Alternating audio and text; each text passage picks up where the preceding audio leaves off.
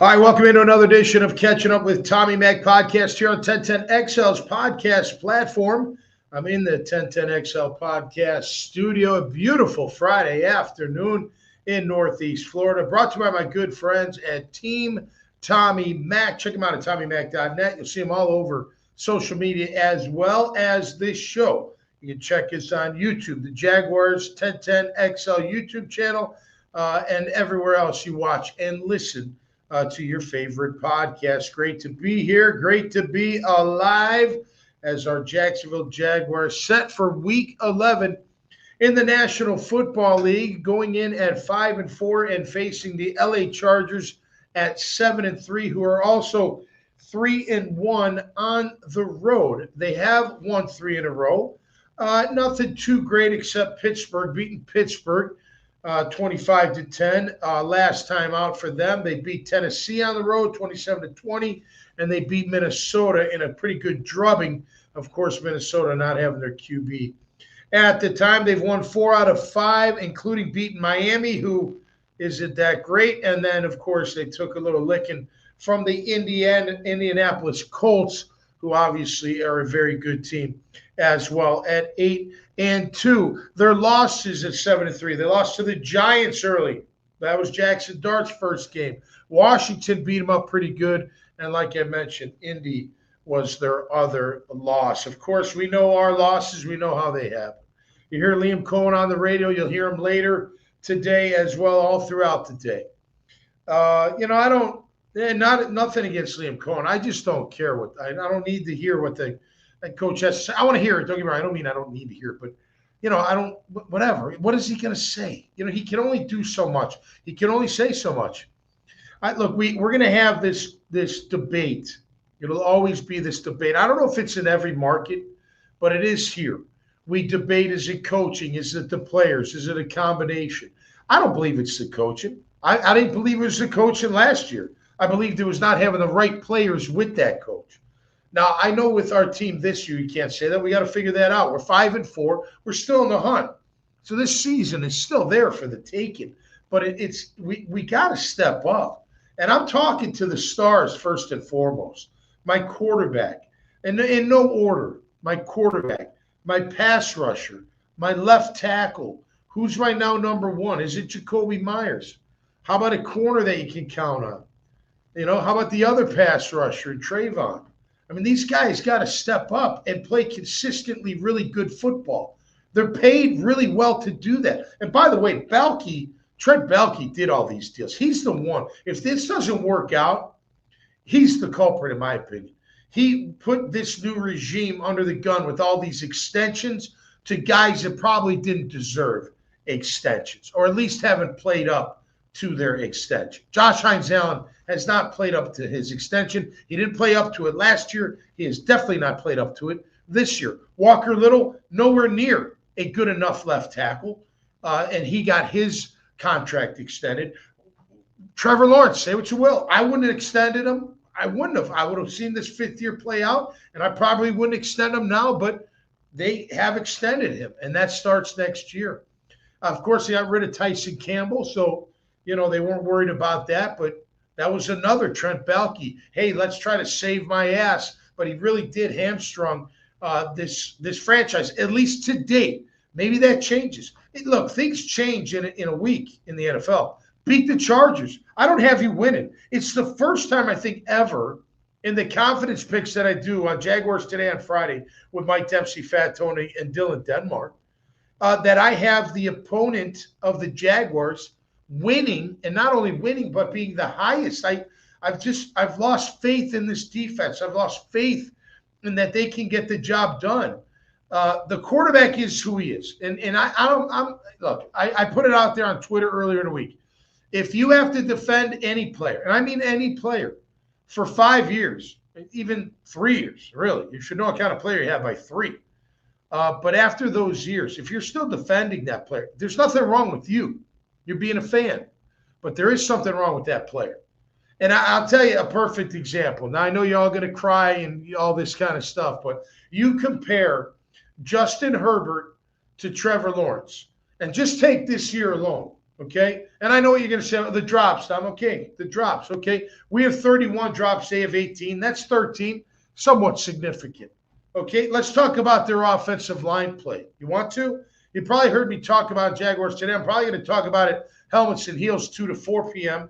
today and Monday through Wednesday and Fridays, of course, with Taylor Dahl and Lauren Brooks. We do a great job. They do a great job. There's no question about it. But, you look at this team and you're sitting there going like, the offensive line for us hasn't been great. There's no doubt. Now go look at Justin Herbert's offensive line. I do this every week. I tally up the QB hits and sacks for the Jaguars and for the opponent. I'll give you the Jags, part of the team stats, brought to you by Team Tommy Mac. You see Carbon Man Flooring, LVP, Carbon Man's LVP, still running on TV, man. We did that commercial like 15 minutes. It was great. It was absolutely great. But let's look at our QB hits as an offense. So our O-line has given up 26 sacks and 54 quarterback hits. So our quarterback's been hit 54 times and been sacked 26 times. That's our O-line. That's how you judge an O-line, partially. Have you seen their O-line? Have you seen their stats at all? Okay, well, let me tell you, they have more sacks at 34. And let me read off the QB hits that they've received, that Justin Herbert has received over the course of the year. I got it written now. Okay, against Kansas City, KC had 4 QB hits and 3 sacks. Vegas had 3 QB hits and 2 sacks. Denver had 14 quarterback hits and 5 sacks. The Giants had 12 quarterback hits, 2 sacks. Washington 9-5. Miami 7-1. Indy 15 hits and 3. Minnesota 8-2. Tennessee 11-6. And then last week, Pittsburgh 9-5 sacked for a whopping total of 92 quarterback hits on Justin Herbert. And then let me read you his stats. 67% completion percentage, 7.3 yards per attempt, 19 touchdowns, 8 picks, and a 96.7 passer rating, although he's getting harassed every single game. That's what I'm talking about when you have a QB. Now, he's not the greatest. He's not. He's a very good player, Justin Herbert. I wouldn't put him up there with Josh Allen and Mahomes and those guys. I wouldn't. But he's that next level, in my opinion. Can he get to that level? You got to win some postseason to be that. You got to do something more than just throw up great stats. You got to do something in the postseason. So we'll see about that. You take Trevor, 59, under 60% completion, a yard shorter in yards per attempt, 10 TDs, 7 picks, and a 79.3 rate. Now you can be, Tom, the drops. Whatever, the hits. Are you kidding me? If Trevor was hit double, it's more than double. No, it's about double. 54, no, it's not quite double. 54 to 92. Almost 40 more times he's been hit, Justin Herbert. That's when you know you got a QB that rises above everything else. They lost their 2 tackles. They're 2 best in the game. Their bookend tackles are 2 of the best in the game. And they, smart that they invested in that. You saw last night the Patriots roll again. Didn't start off that way, but they caught up and they got it done. They invest. What do they invest in? The offensive line. I mean, that guy has barely been touched this year, and only one. I think he got hit once last night. I thought I had the stat on me, but I don't think I do. But nonetheless, he had plenty of time. So it's a game that it's going to be very challenging. Look, anything can happen on Sunday. We know this. If Josh Hines-Allen wakes up the D-line, and they can wreak some havoc on this offense, you got a chance. You got to stop the run. Look, if they had Omari and Hampton, I would probably have us losing even further. They got a guy that's pretty good. His name's Vidal, last name Vidal, and he rips off about 4.4 yards per carry. Kimani Vidal. He's a second-year running back out of Troy. He's 5'8", 215. So he's gonna hammer you, man. He was a 6th-round pick in 2024 out of Troy University. You never heard of him unless you're a Troy fan or you played against him. this kid can make it happen at 4.4 yards per carry. I'm still taking ETN. I am. Look, here's the good news. The good news is their defense, although fourth overall in yards, is 13th in rushing. They give up 4.9 yards a carry and about 107 yards a game. That's the ticket to beating the Chargers. You got to get ETN. You got to get Tootin. You'll get Strange back, I hope. We miss those trap blocks, those vicious trap. Look, these guys can rush the passer. Khalil Mack, Tua Piloto, I think I got correct. He's got 8 sacks.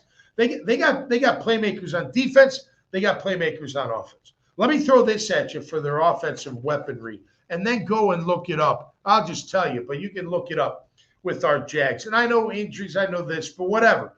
This is how they lay out on the offensive side and weaponry. Ladd McConkey. So I've been looking at on ESPN, I was saying this on Jaguars today, the big plays. How many big plays? Big plays for receivers and for running backs are 20 yards or more. They count that as a big. Okay, keep that in mind. Ladd McConkey, 6 big plays, 4 touchdowns. Keenan Allen, 5 big plays, 4 touchdowns.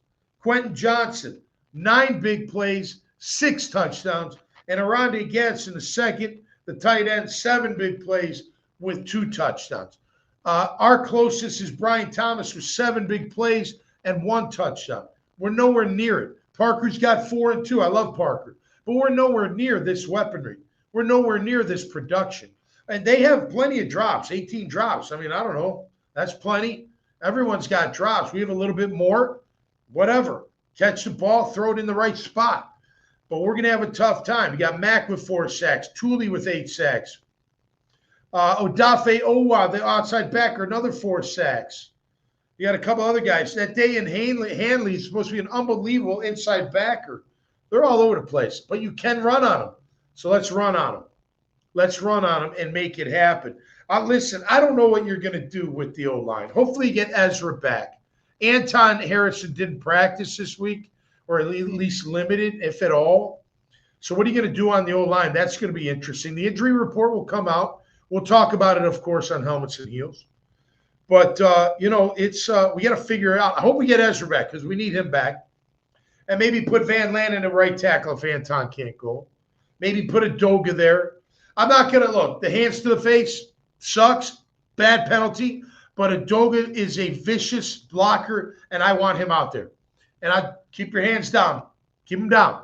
You don't have to put them up in their face and their neck. You don't got to choke anybody. Just use your feet and use your hands, your athletic ability. And I think he'll be fine.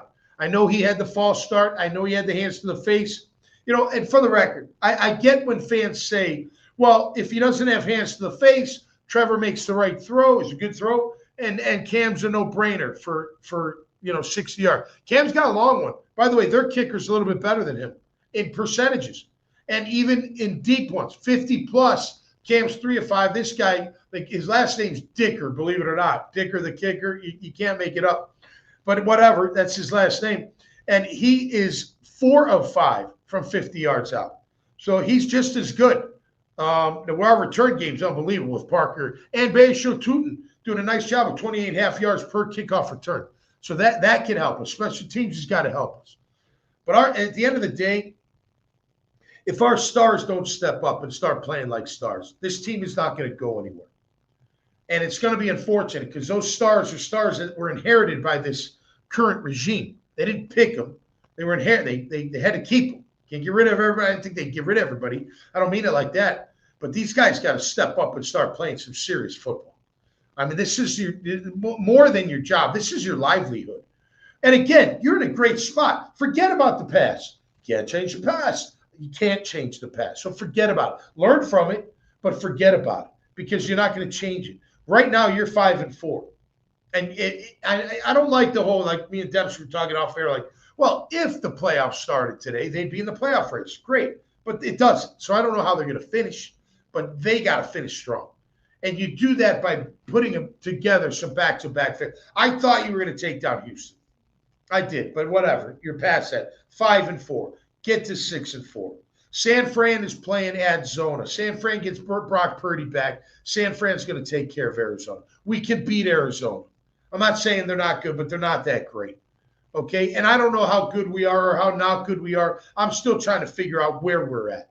I know at times we're good, at other times we're not. I don't think our defense is good. I don't. Our rankings aren't good.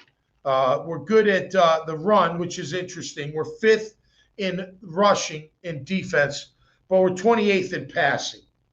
28th. What does that mean? We're not rushing the passer. We're not disrupted. We're not getting takeaways because we're not disrupted. You got to disrupt the timing. Look, Liam Cohen talking about let it rip. He's talking about let it rip. Don't wait for him to be open. Throw it to the damn spot on time and he'll get there. Let it go. Don't wait till he's open. It's too late. When you wait for your guy to be open, it's too late. You got to throw it to the spot before the break. That's letting it rip. That's letting it go. You know, you guys got nothing to lose. Nothing to lose at all, except your playoff contention. So I don't think you're going to win. I don't. I hope you do. I really do. I got it 27-10. I'm not a believer. Look, and, last week, okay, 29, it wasn't all. 22 was our offense. And take away 6, so now we're at 16. That was our offense, right? 16. You got to give him the field goal. So 22. I'll give him a 22. Don't go for 2 points when you don't need to, Liam. Please. I think the football gods taught you a lesson there. Don't get greedy. Don't get cocky. And look, you go back to even the Raider game. I said this, and I know people take this the wrong way, and I get it. You're excited. It was a great comeback win. 5 victories, more than last year, one more than last. I get it. You're all excited. But Liam came in there watching those videos, came in like they just won the Super Bowl. They didn't. That wasn't the Super Bowl. That was a team that you should have beat by a lot more points. So you come in there and you can celebrate. I'm not saying that, but keep it in perspective. That wasn't a very good team. I don't think it was a good win. It was a win because you found a way, but it wasn't a good win. You should have beat them by no problem. And last week, you're up by 19. Both sides. You got conservative. Anthony, God bless you, man, but get rid of the soft coverage. Get rid of the shell. On occasion, maybe 3rd and long. I don't care. Keep it in front of you, but come on, man. We got to be more aggressive. You got to be more aggressive. I know you're trying to blitz. I know you're trying to bring extra guys, but keep doing it. And then bring more than they can block. Just bring more than they can block on occasion, and let's try to get under the grill of Justin Herbert. I'm sorry. This is going to sound terrible. But this ain't Greg Williams telling you to take him out. But you should aim to take him out. And I don't mean illegally. I don't mean it like that. But I mean hit him so many times, so damn hard that he doesn't want to come back, that he doesn't want to stand in that pocket, that he's flustered as all get out. That's the only way you're going to win this game. Okay? And running the football. If you think you're going to get in a shootout with Justin Herbert, you're going to lose your shorts. You are. You will get crushed.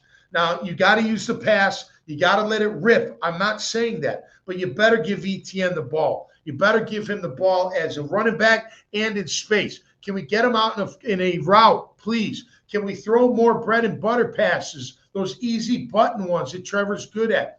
Quit being so damn cute. You want to run the Wildcat? Run it. Run the Wildcat. Don't run the Wildcat with, a razzle-dazzle here and there. Just run the damn thing. They're figuring you out. I don't need no double pass to my quarterback. I don't need that cute stuff. Just go with what works. Your bread and butter, your off tackle, your trap. I mean, thank goodness you get Brenton Strange back in that. And hopefully he's full speed and he can really deliver those big blocks that we need. When a team rushes, what do? You beat them with screens, but you can't beat them with a screen without running the football. A team that rushes, what do? You trap the heck out of them is what you do. What does a trap mean, right? I come up the field thinking I'm going to make a play, and I got a guy trapping from the other side to wall him off and create this lane, right? So I'm thinking, I'm free and clear, and then kapow, I'm not free and clear, and that backs right off the ass of that trap block, and he's up into the second level of the defense. We've missed that from Brenton Strange. I'm sorry. Hunter Long does not block like that. Johnny Munt doesn't block like that. Brenton Strange blocks like that, and we need more of that. Quentin Morris, I don't think blocks like that yet. Maybe he can, but I don't see that. At the end of the day, we're going to have to pound the ball and get after Justin Herbert. Don't let them run. We're giving up 4.1 yards per rush. That's fifth in the league. We got to even be better than that. It's got to be in the threes, 3.8, 3.7, somewhere in that range is where it's got to be in order to win this football game. They've got players all over the field. We're missing some guys. They're missing some guys. We're lucky they don't have their 2 tackles and their running back, because this would be even worse blowout than I've already called. You know what I mean? It's going to be bad. It's going to be bloody, and or it would be, but that's not the case. So you can look. Pitt's an okay team. Who else did they beat? Miami, we don't think is very good, although I think they beat Washington in Madrid Sunday morning. You know, Minnesota was a good win. Tennessee is not very good. They barely beat them. It was on the road. So maybe we could get one here. I don't have us winning. What I got at 37 to 20. Did I say that on air? No, I said 27 to 10, I think. I'm going with 27 to 10, but it's going to be a tall order, no doubt about that. He was sacked 5 times last week against Pittsburgh. Do we have the horses to get there? That's the question. So far, the answer is no. They grab a guy named Trevor Penning. He was a first-round pick of the Saints, maybe second round. I think a first-rounder. He can't play tackle. He doesn't have the feet. Big, mean, tough dude. You know, I'd need a bat or a weapon to go against him, but he can't block a speed rusher. He can't. He doesn't have the feet. So I'm looking forward. Look, Trayvon Walker, Josh Hines-Allen, Eric Armstead, and whoever that 4th guy is, can we please make a difference? Make a difference. I think Eric and Trayvon played okay last week. They got to play better than okay. They got to play a lot better than okay to win this football game. And if they can do that, they got a good chance. Again, I think it's going to be a tall order, but let's see what happens. By the way, let me just throw this out because I did talk about this before. I looked up Josh Hines-Allen and just his quarterback hits. Pressures mean nothing, so take your pressure crap and throw it away. It doesn't mean anything. QB hits matter. Now, here's something interesting. Josh Hines-Allen is tied for 11th in quarterback hits with 14. Okay? He's hit the quarterback 14 times. He's tied with a guy we're going against this weekend in Tui Peloto from the Chargers. He's tied with Harold Landry, now with the Washington Commanders. Micah Parsons now with the Green Bay Packers. So those 4 are all tied at 11 with 14 QB hits. Big difference is what? The sacks. 2 sacks for Josh Hines-Allen. 8 sacks for Tuli, who's coming into town. 5.5 for Harold Landry. And 6.5 for Micah Parsons. By the way, Will Anderson Jr., a QB hit less, but has 7 sacks. So what does that mean? Well, conventional wisdom would tell you he's just getting there late. He might be hitting the quarterback, but it's after he gets the ball out. He's not affecting it enough. Maybe on occasion he is. We've seen that before, especially at the end of I think it was the Houston game, where he hit Stroud and then Johnson got the pick to seal the game. Those plays have happened. For the majority, he's not getting there fast enough. You know, I do feel like our D-line feels a little slow these days. I don't know. Maybe it was just last week, but they've got to be quicker. They got to get off the line. They got to get off the rock, just like Liam just said in his press conference. You've got to get it's attitude. I mean, you know what's really frustrating is, and I truly meant this, when we started the season, I'm envisioning Josh Hines-Allen, Eric Armstead next to him, Mason Smith next to him, and then Trayvon Walker next to him. What a front 4. They should be killing people. And I truly believed it. I really did. I thought they would be absolutely dominant, one of the best front 4s in the game. And they have so underachieved. And I think it's attitude. I do. I don't know what it is. I don't know why it is that way, but I think it is. You should want to be killing the guy across from you. And you all have the capability, but something's missing. Josh Hines-Allen, I haven't said this year once, what a great pass rush for a sack. I remember last year, even and 2 years ago, that dip around the corner. Where's that dip? All you're doing is like, you're like dancing with the guy. Make a move. Make something happen. I thought Trayvon played his butt off last week. I expect even more. And Eric, I expect you to continue to be like you're one of you're the keys, in my opinion, and have been. But we'll see if it all comes together. If it doesn't this week, if Herbert's a lot, even if you do hit him, there's no guarantee you're going to stop him. And I don't think our offense will keep up. I don't. And if we have to get in a shooting match, we're toast. We're absolutely, absolutely toast. A great weekend of games coming up and headed your way. Washington at Miami. I've got Miami. I got Atlanta at home. I got Buffalo. Got Tampa. I got Buffalo with Tampa coming to town. Houston will beat Tennessee on the road. Minnesota, I got them upsetting the Bears. New York Giants are going to roll with Jameis Winston and win and beat the Green Bay Packers. Pitt, I got over Cincy. I got the Chargers winning. Rams will beat Seattle. San Fran will beat Zona. Baltimore over Cleveland. KC over Denver. Detroit over Philly. I think they're going to pound the rock. And Dallas over Las Vegas. Why Vegas is on prime time is freaking beyond me. They never should be. That's for damn sure. No question about that. All right, let's get into final team stats brought to you by Team Tommy Mac. Of course, catch them out at TommyMac.net and all over social media. Carbon Man Flooring, Crystal Sales, Bail Bonds. Go check my Facebook feed, and you'll see the number there, 904-822-2245. Plug it into your phone. Hopefully you never need it. Morgan & Morgan for the people. Pound Law, that's all. The number one personal injury firm in the land. Azar Sausage, the best sausage in town. J-Dog Junk Removal and Hauling for all your hauling needs. Construction debris included. They're awesome. JDog.com. Code Ninjas for your kids and their future in technology. 5 great locations for their academies. Newmark Phoenix Realty Group, number one in commercial real estate. They'll find the solution for you, man, no matter what it is, including development, including investment sales. Coconut Joe's hot sauces on our table should be on yours. Absolutely fantastic. Freedom Finance. Check them out at freedomfinance.llc. And you'll get your fractional CFO services there from my man, Courtney Myers. Of course, Rick O'Connor's Allstate Agency for home, life, auto, and renters and motorcycle and everything else. RV, you name it. Rick O'Connor handles it all with his Allstate Agency. And, of course, the Baracus Group, keeping you protected at home, on the road, and in your vehicle. All right, let's go. Points per game. Jags offense, 22.8. So 23, Chargers at 24. Our defense giving up 24 points a game. They give up 20, a little bit less. Yards per carry, ETN's at 4.9, 4.4 overall. They're at 4.7, 4.4 out of Vidal, their lead back. We both give up over 4 yards. We're at 4.1. They're near 5 yards a carry. So I think we can take advantage of that, pounding the rock. Hey, Jake, I'm just going to need a few more minutes, but I'm almost done. Yards per attempt, I mentioned that. They're a yard over us and about 8% in completion percentage.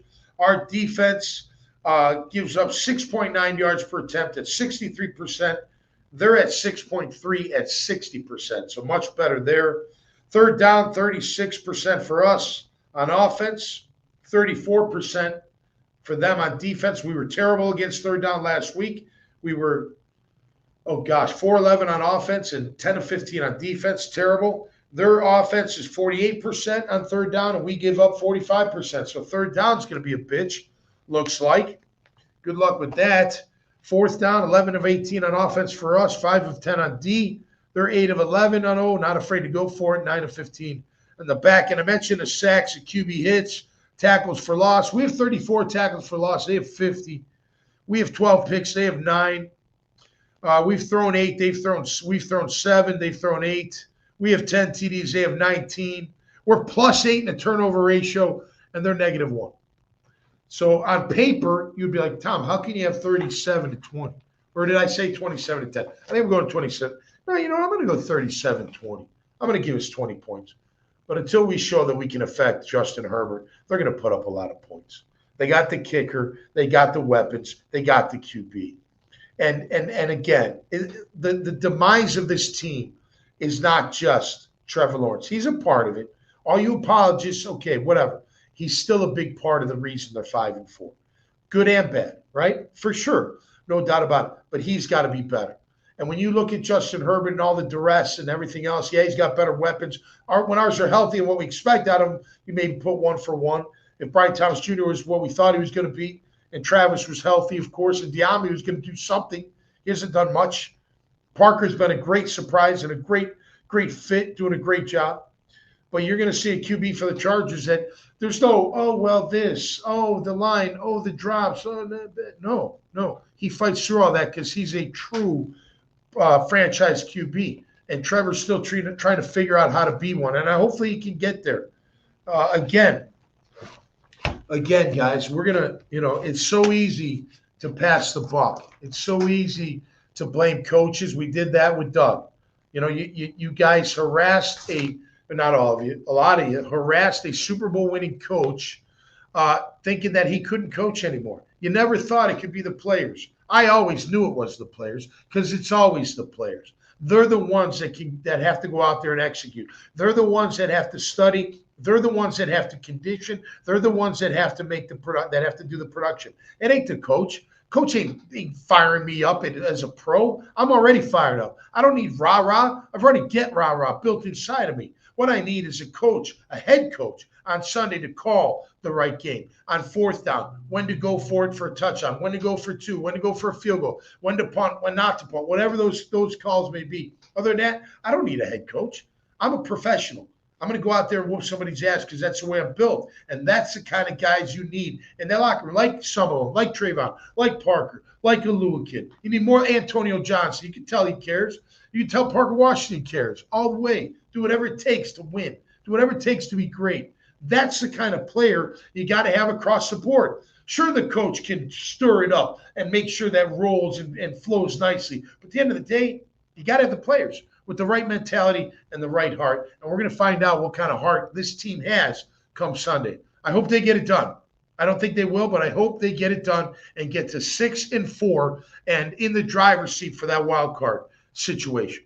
That's all we can hope for, and that's hopefully what we're going to see. All right, that'll do it for me this time around here on Catching Up with Tommy Mack. Don't forget, 2 to 4 p.m., Helmets and Heels with Lauren Brooks and Taylor Dahl and myself and with RJ. Of course, he's a great producer, and we'll bring you the show, man. Getting ready for Jags, Chargers. Take a look around college ball, some great college games, and we'll get into the NFL weekend as well. Until next time, stay safe, be cool, stay safe. Thanks for watching. Big thanks to Team Tommy Mack. Couldn't do it without you guys. The best in the biz and always there for you when they are needed. Have a great weekend, everybody. And LFG Jags. And I mean the LFG part, like LFG.